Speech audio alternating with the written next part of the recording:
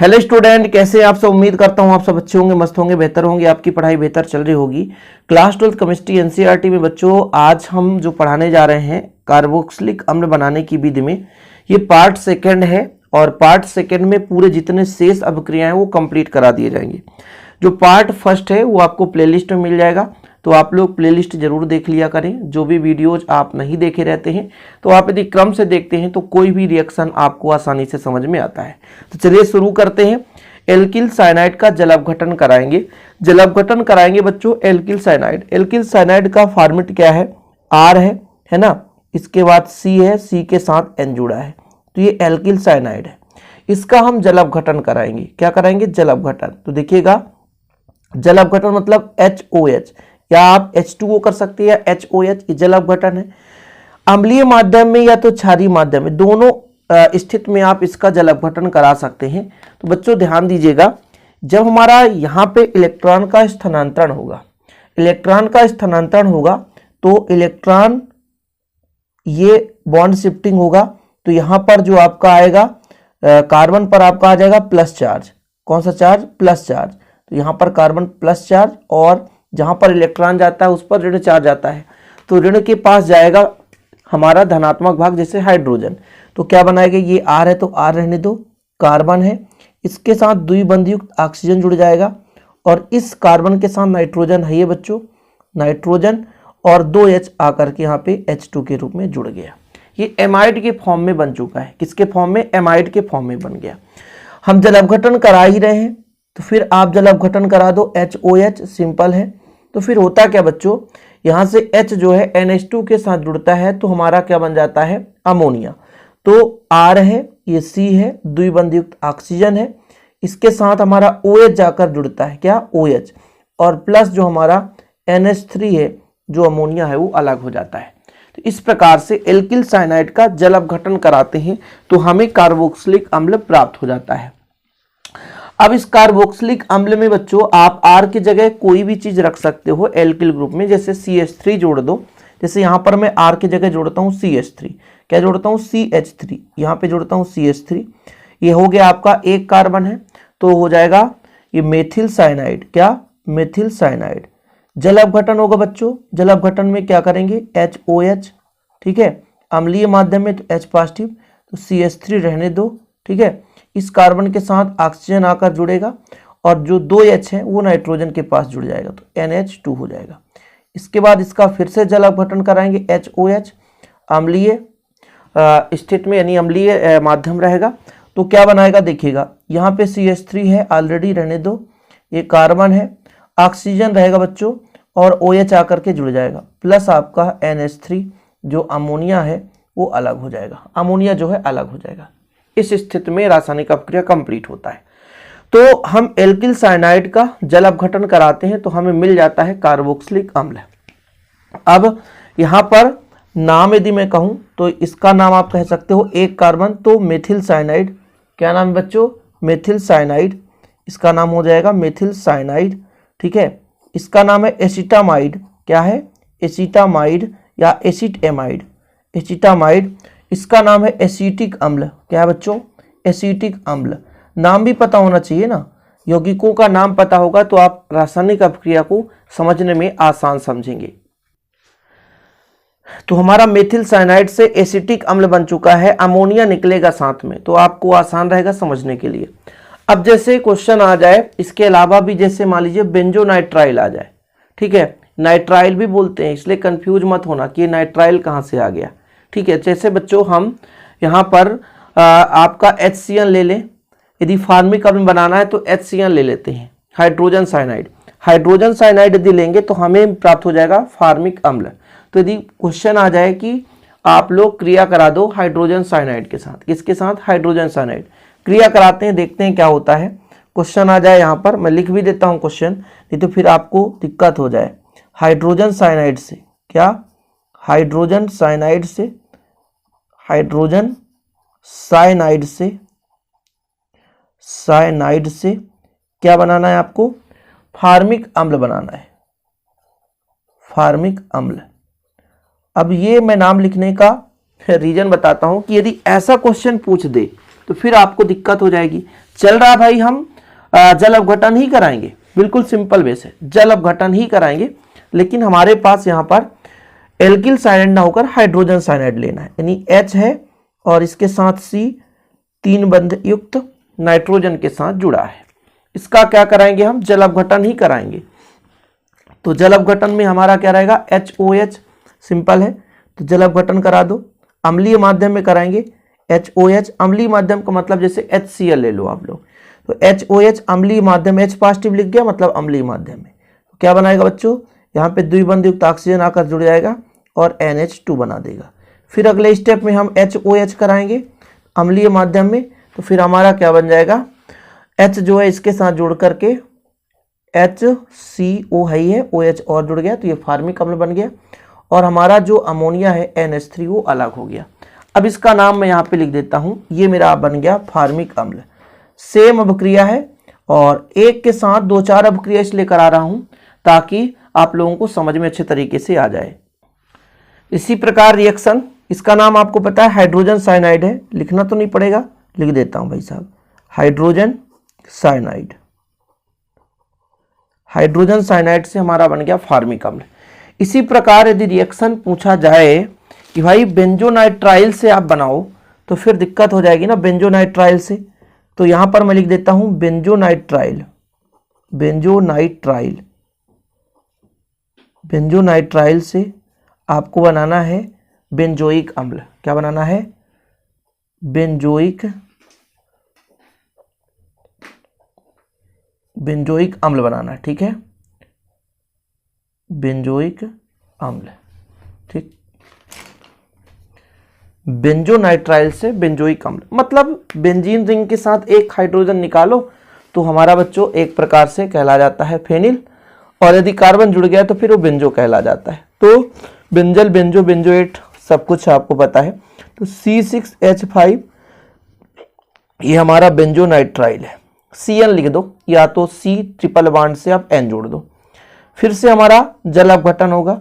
जल अपघटन का मतलब HOH, अम्लीय माध्यम में बच्चों हम करा रहे हैं, तो ये कार्बन के साथ C6H5 है, कार्बन के साथ द्विबंध युक्त ऑक्सीजन, यहाँ पे नाइट्रोजन है, इसके साथ NH2 हो गया। फिर से जल अपघटन होगा HOH, तो इस बार हमारा C6H5 और ये COOH हो जाएगा। कार्बन के साथ ऑक्सीजन ऑलरेडी है, यहाँ से OH और मिल जाता है, और फिर हमारा जो अमोनिया है वो अलग हो जाता है। इस प्रकार से कई रिएक्शन आप पढ़ लिया करो, एक साथ कई रिएक्शन। कहीं कंफ्यूज हो जाओ कि सर ये कहाँ से आ गया, समझ में नहीं आ रहा है, तो पता होना चाहिए।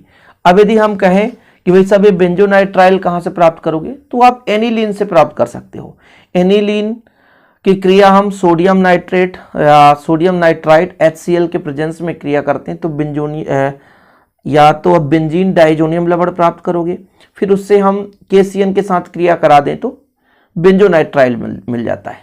तो इतना पढ़ने की जरूरत नहीं है। अभी फिलहाल हम कार्बोक्सिलिक अम्ल बनाने की विधि पढ़ रहे हैं, जिसमें हमने अभी देख लिया बच्चों कि कार्बोक्सिलिक अम्ल बनाने की विधि में किस प्रकार से हमारे पास कार्बोक्सिलिक अम्ल का एल्किल साइनाइड या कि मान लीजिए हाइड्रोजन साइनाइड या तो बेंजोनाइट्राइल, इनके मदद के द्वारा या जल अपघटन से हम क्या बना सकते हैं, कार्बोक्सिलिक अम्ल बना सकते हैं।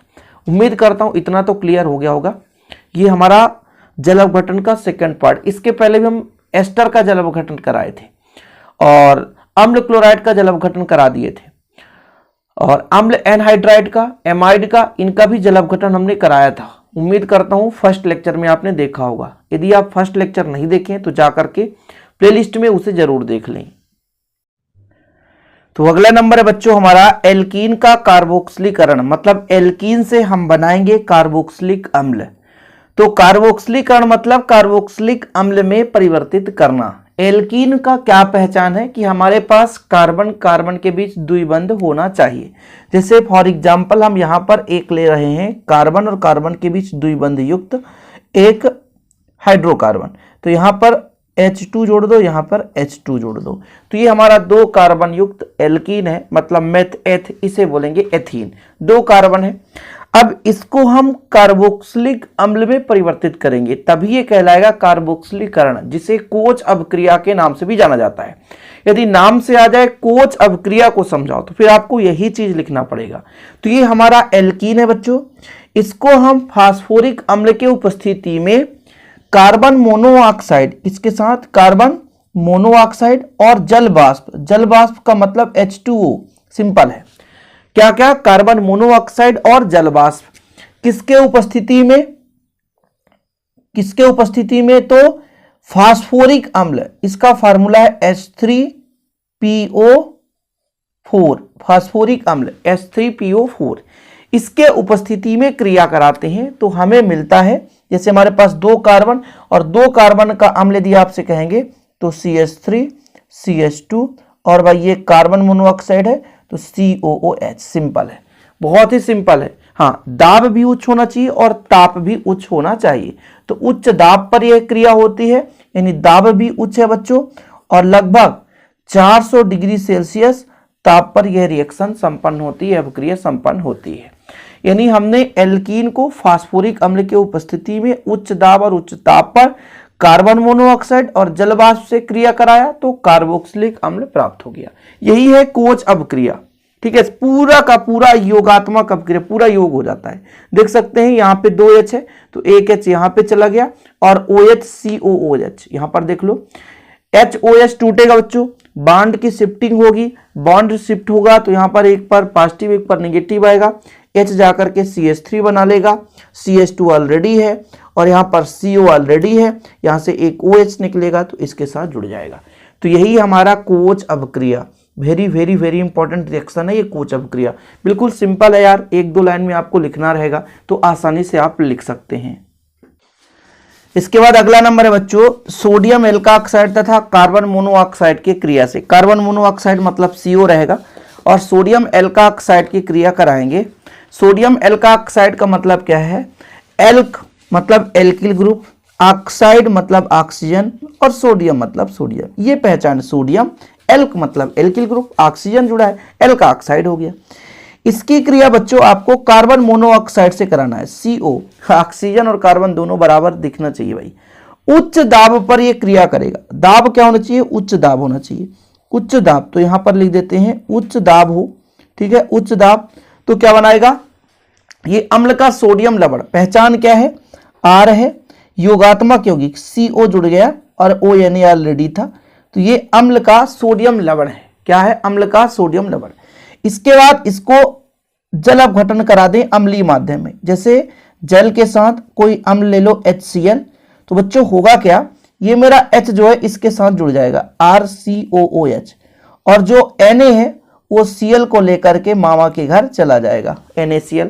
ठीक है, इस प्रकार से ये क्रिया करके हमें क्या देता है? कार्बोक्सिलिक अम्ल देता है।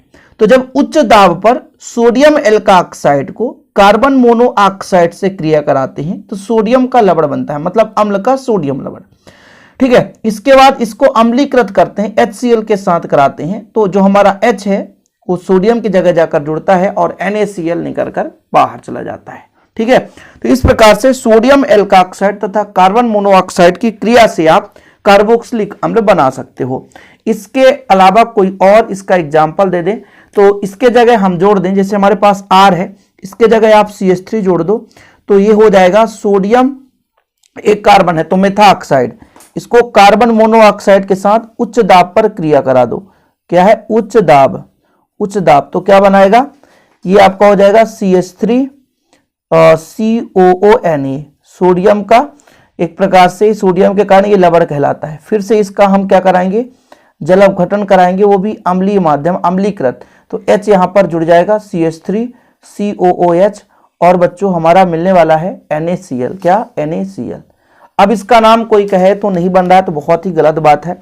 इसका नाम है आपका सोडियम, सोडियम एक कार्बन बच्चों तो मेथाऑक्साइड, मेथाऑक्साइड है, ठीक है, और इसका नाम हो जाएगा एसिटिक अम्ल। क्या? एसिटिक अम्ल। तो सभी में अम्ल बन रहा है ना, अम्ल बनाने की विधि में यदि अम्ल नहीं बनेगा तो वो रिएक्शन कंप्लीट नहीं कहलाएगा। रिएक्शन कंप्लीट तभी कहलाएगा जब अम्ल बनाने की विधि में हम अम्ल बनाएं।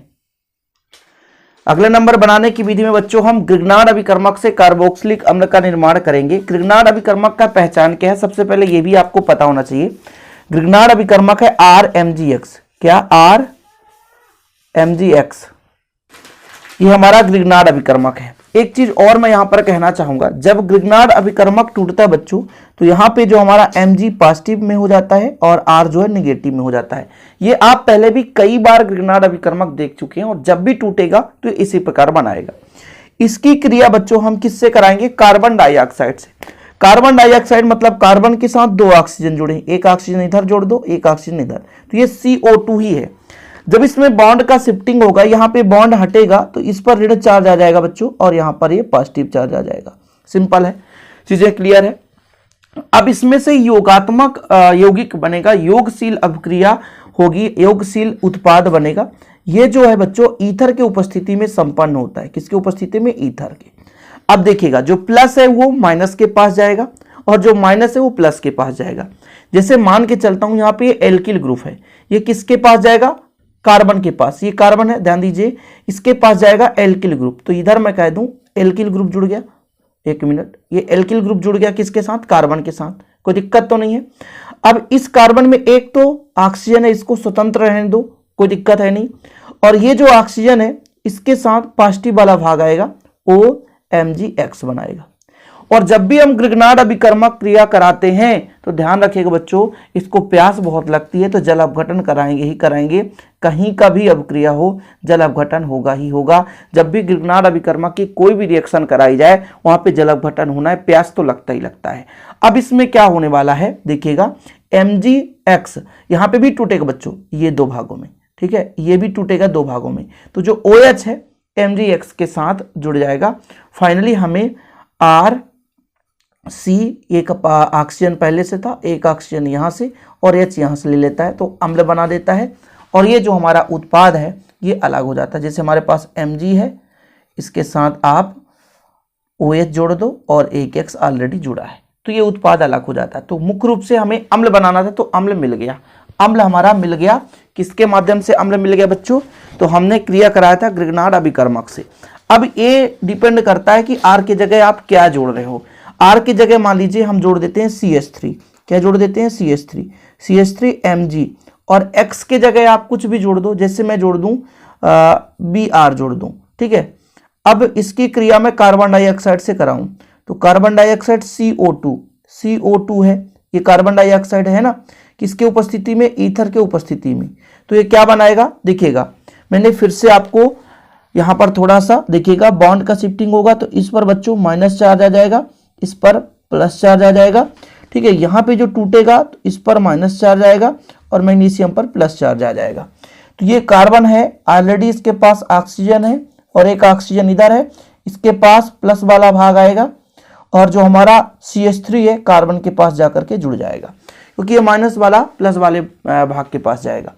इसके बाद इसका हम जल अपघटन कराएंगे। जल अपघटन मतलब HOH, प्यास लगती है इससे, जल अपघटन कराएंगे। तो जल अपघटन कराने के बाद क्या मिलेगा तो देखिएगा यहाँ पर क्या मिल सकता है बच्चों, हमारे पास CH3 है, ये ऑलरेडी ये कार्बन है, इसके साथ ऑक्सीजन 2 जुड़े हैं और H यहाँ से आकर के जुड़ गया, और Mg यहाँ पे आपका हो गया मान लीजिए OH और यहाँ पर Br, तो ये हमें मिल गया एसिटिक अम्ल। तो ग्रिग्नार्ड अभिकर्मक से भी आप बना सकते हो, ठीक है। इसका नाम यदि आपसे पूछा जाए तो इसका नाम क्या बताओ भाई साहब? ये हो गया मेथिल, क्या? मेथिल। ये हो गया मैग्नीशियम, मेथिल मैग्नीशियम। ब्रोमीन है तो ब्रोमाइड, क्या? मेथिल मैग्नीशियम ब्रोमाइड, इससे बना एसिटिक अम्ल। क्या? ये योगशील अभिक्रिया है, यानी उत्पाद है एक प्रकार से, एसिटिक अम्ल बन गया, ठीक है, ये चीज हो गया। अब इसके अलावा आप जैसे मान लीजिए यहाँ पर एल्किल ग्रुप जोड़ दिए हैं, यहाँ पर फेनिल जोड़ दो, है ना। एरोमेटिक बनाना चाहो तो आप एरोमेटिक का भी करा सकते हो, लेकिन ग्रिग्नार्ड अभिकर्मक से कार्बोक्सिलिक अम्ल बनाना है। जो काम का चीज है यार, जो आपके मतलब एग्जाम में आ सकता है, वो चीज मैं यहाँ पे बता रहा हूँ। ऐसा नहीं है कि आपको कोई भी रिएक्शन करा दूं, जो चांसेस है एग्जाम में पूछे जाने की, तो ऐसे रिएक्शन करना जरूरी है। ऐसा नहीं कि कोई भी रिएक्शन आपको कराते जाएं और आपसे कुछ बने ही ना। हम जितना कराते हैं उतना आप करते चलो, मैक्सिमम क्वेश्चन आपको देखने को एग्जाम में यहीं से मिलने वाले हैं। इसके बाद एक और रिएक्शन करा दीजिए, एसिड अमाइड की क्रिया नाइट्रस अम्ल से कराना है और हमें अम्ल बनाना है। एसिड एमाइड मतलब जैसे मान लीजिए आप, एमाइड का मतलब ये होता है कि कार्बन के साथ ऑक्सीजन भी जुड़ा हो, NH2 जुड़ा हो। एमाइड का पहचान क्या है मैं आपको यहाँ पे बता देता हूँ। जैसे मेरे पास कार्बन है, इसके साथ ऑक्सीजन है और NH2, ये एमाइड ग्रुप है। इसके साथ आप कोई भी एल्किल ग्रुप जोड़ दो, जैसे मैं यहाँ पे जोड़ देता हूँ CH3, तो हो जाएगा आपका एक कार्बन हो गया, तो मेथिल एमाइड हो गया। ठीक है, ये मिथिलामाइड हो गया, कितने कार्बन, सॉरी 2 कार्बन हो जाए तो एथिलेमाइड हो जाएगा। ठीक है, एथिलेमाइड। ठीक, यहां पर अब इसकी क्रिया आप नाइट्रस अम्ल से करा दो। नाइट्रस अम्ल का मतलब HNO2, ये नाइट्रस अम्ल से क्रिया करेगा तो सिंपल है, आपके पास CH3 है और आपके पास C है और OH यहां से ले लेगा, ऑक्सीजन के पास ऑलरेडी है। जो N है और N है, 2 N तो N2 बना देगा और हमारा जो यहां से H2 है ऑक्सीजन के साथ H2O बना देगा। अभी अभिक्रिया समझ में नहीं आया किस प्रकार से होता है, इसको समझाने के लिए मैं अलग तरीके से एक अभिक्रिया लेता हूं। ये फर्स्ट रिएक्शन है, इसका नाम बोल दें तो एथिलामाइड। क्या? एथिलामाइड। ठीक है, एथिलामाइड है, ये एसिटिक अम्ल बना दिया, एसिटिक अम्ल बना दिया। देखो, इसको रिएक्शन कराने के लिए बड़ा सिंपल वे से कोई और ले लेता हूं ना। जैसे मैं कहता हूं कि मेरे पास है, मान लीजिए CH3 है और ये CH2 है। ठीक है, कार्बन है, द्विबंध ऑक्सीजन है, NH2 है। इसकी क्रिया करा रहा हूं नाइट्रिक अम्ल से, सॉरी नाइट्रस अम्ल,